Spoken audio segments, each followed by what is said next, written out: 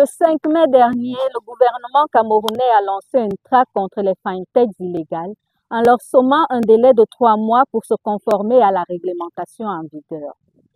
Quels sont les objectifs véritables de cette traque? Les opérateurs non agréés et les startups sont-ils prêts à s'agrémenter dans un délai aussi imparti?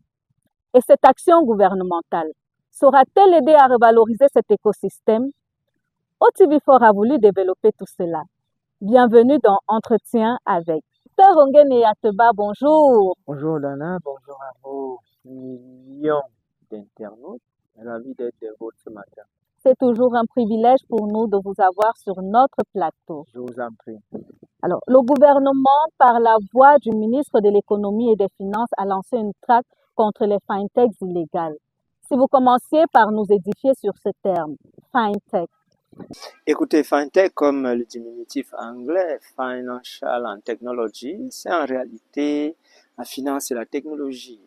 Il faut savoir que c'est un ensemble, n'est-ce pas, des activités financières qui sont adossées à la technologie, c'est-à-dire l'utilisation des nouvelles technologies de l'information et de la communication pour gérer les activités financières dans le but de les rendre accessibles à tous les acteurs économiques et par conséquent à réduire les coûts de transaction pour ces derniers. D'accord. Alors, si une traque est lancée maintenant et à cette allure, cela revient à dire qu'il y a eu un manque de suivi qui aurait entraîné des problèmes. Pourquoi se laisser aller du gouvernement? Exactement, il y a une problématique, n'est-ce pas, de la gouvernance financière. C'est-à-dire, vous savez, il y a un cadre réglementaire qui a été pensé par le régulateur financier de la CEMAC, qui est la COBAC. Et il faut rester dans ce cadre normatif d'après les directives de la COBAC de 2019. Il faut bien que ces acteurs, voyez-vous, ces startups qui veulent faire dans cette finance technologique, dans la gestion des finances à partir, n'est-ce pas, des plateformes technologiques, il faudrait bien qu'ils respectent tout un ensemble de directives CEMAC qui sont régulées par le régulateur de la BA qui est la COBAC. Et donc, beaucoup de pays en zone CEMAC ont été un peu laxistes. Ça relance la problématique de la gouvernance financière. Et donc, les autorités camerounaises voudraient rattraper ce retard, à mon sens. D'où l'impératif de cette action gouvernementale. Exactement. L'urgence est signalée, à mon sens, parce que dès qu'on parle de la gestion des activités financières en ligne, il y a urgence. Et on ne peut pas laisser, ma foi, des acteurs qui ne sont pas connus, qui ne sont pas traçables, gérer ce type d'activité, à mon sens. Docteur, 3 mois, est-ce suffisant pour se conformer?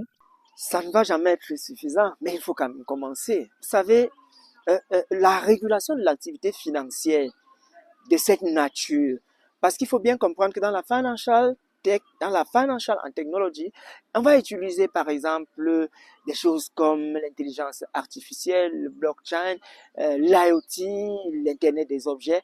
Alors pour maîtriser ces outils technologie, n'est-ce pas, technologiques autant pour moi, et les adosser dans les plateformes financières, c'est très délicat. Mais il est toujours bien de commencer. 3 mois ne vont pas suffire, mais à partir de 3 mois, c'est clair qu'on pourra aller. La régulation peut prendre 6 mois, 1 an. On peut aller jusqu'à 2 ans, 3 ans, 4 ans, 5 ans, vu qu'on essaie de maturer, n'est-ce pas, la gestion, le suivi, le tracking de ces activités. Mais il vaudrait mieux commencer que de ne pas commencer. Ça peut paraître très court, limité, mais commençons déjà par là, à mon sens. Les critères d'adhésion semblent peu accessibles aux startups au vu de leur jeunesse. Quel serait leur avenir en cas de défaillance? En réalité, ces startups doivent s'arrimer au nouveau dispositif. Parce qu'en réalité, le fait que vous soyez une entreprise juvénile ne vous dédouane pas de vous arrimer à la réglementation. Il faut tout simplement que ces startups s'ajustent et changent de logiciel. Là, il est quand même question, ma foi, des dépôts en ligne, de l'octroi des crédits en ligne. Et on veut même aller jusqu'à certaines activités, ma foi, de certains pays.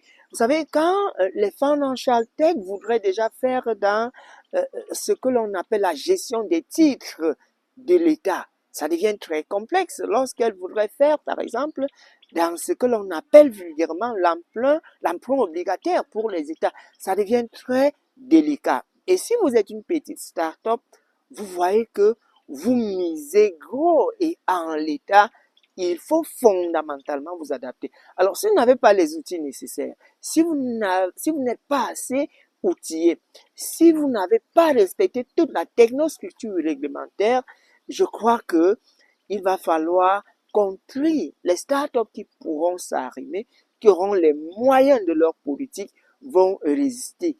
Il est question de la gestion de la finance des entreprises, des ménages et, ma foi, des activités financières des pays de la semence. Alors, on ne va pas traiter avec les startups, je ne voudrais pas utiliser le mot qui sont un peu hors la loi à mon sens.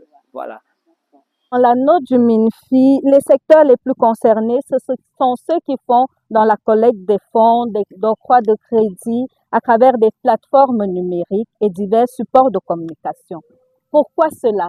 Serait-ce le temple des malversations? L'État a fait ce que l'on appelle une collecte des données. Vous savez, quand vous gérez les activités financières avec les NTC aujourd'hui, on sait ce que peut nous produire l'intelligence artificielle, l'IoT, le blockchain et autres. C'est très risqué de ne pas prendre au sérieux les activités qui sont gérées par l'intelligence artificielle. Et donc, si l'État est allé puiser vers là, si l'État est allé enquêter vers là, ça veut dire que l'État a un ensemble d'informations. C'est ce qu'on appelle l'intelligence économique dans le domaine financier. Et quand vous avez collecté les données, quand vous avez les informations, ça vous permet quand même de voir à quel niveau vous pouvez appuyer. Ça vous permet, n'est-ce pas, de traiter toutes ces données et de voir quelles sont les startups qui sont les mieux à même de satisfaire les desiderata des autorités publiques.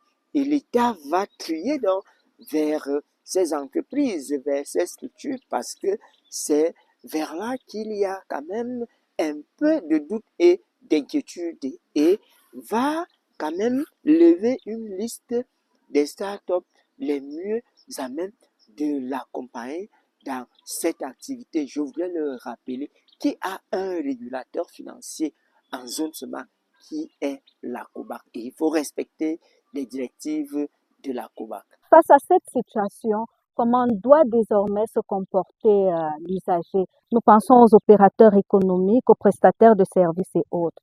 Devrait-on revenir aux anciennes méthodes ou continuer à utiliser celles actuelles malgré tout? La technologie, elle évolue, le monde nous rattrape et on ne peut plus se passer de ces innovations.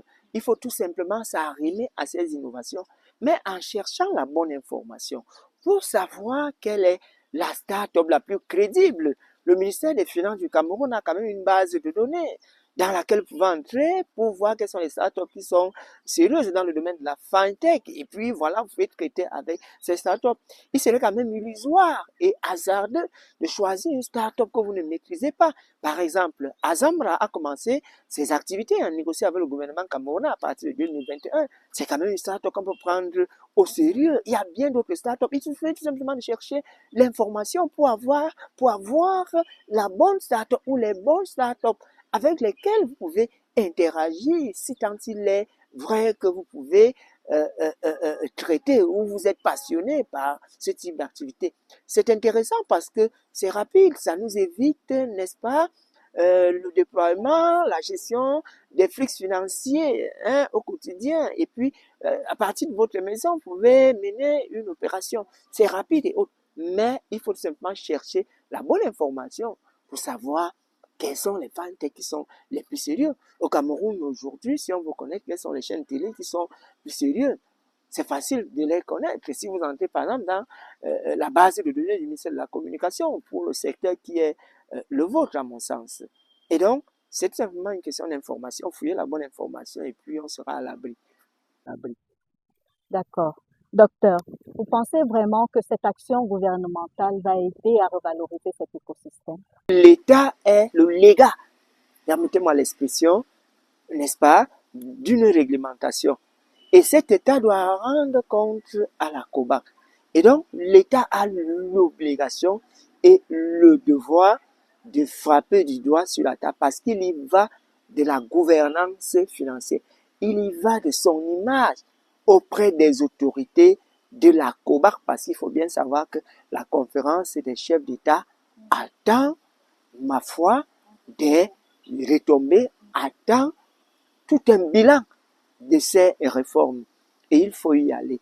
Et donc, l'État peut arriver si il se donne les moyens de sa politique. Tous les États de la CEMAC, ce n'est pas une spécificité camerounaise seulement. Voilà.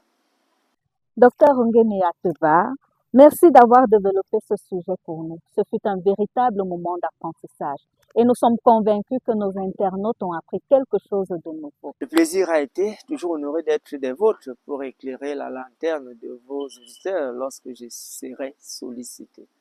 Réglementation des fintech au Cameroun, affaire à suivre d'ici août 2025.